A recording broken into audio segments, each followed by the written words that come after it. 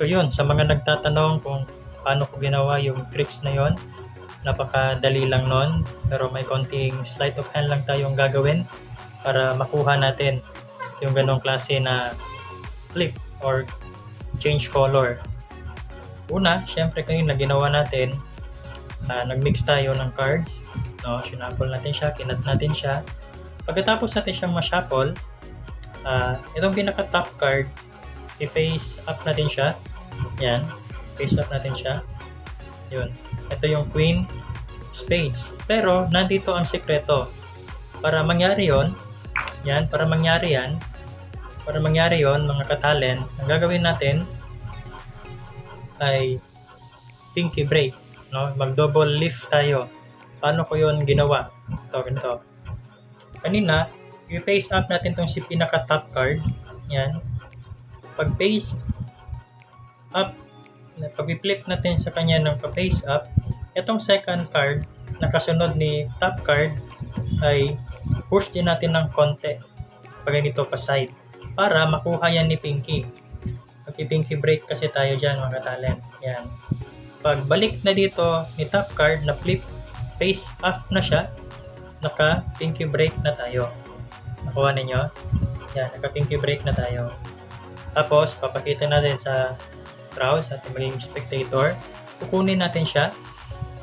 Pagkuha natin, yung kasama na yun si card na pinky break. Bale, back to back yung ating magiging cards na makuha. Yan. Kukunin natin siya. Ganyan. Ngayon, para ma-flip siya, ang gagawin natin, mga katalent, ay ganito. Blend natin siya ng ganito. Itong tinuturo natin, push natin siya pa ganyan. Sabay bitaw. Ganyan. Try natin. Yun. Ang ikinaganda ng tricks na to ay hindi talaga sila magkakahiwalay nitong nasa likod na card. Yan. Yun ang ikinaganda niyan, mga talent. Kaya pag ganyan mo, sasama talaga yung nasa likod. Then, pagkatapos na ma-flip, na-change na siya ng color or na-change card na siya, kukunin natin itong pinaka top card, iiwan na natin yung naka-double card sa kanya, naka-back-to-back sa kanya.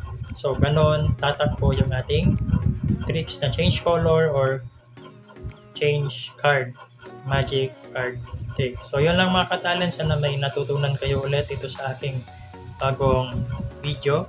At practice lang ng practice para maging maganda, smooth, at mas magaan tingnan yung ating gagawing tricks at para ma-amaze yung ating mga friends.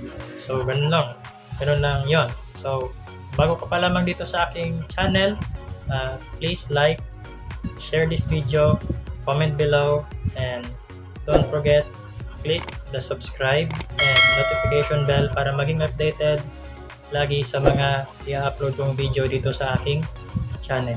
So, this is Dreams Talent TV na laging nagsasabi, share your talent.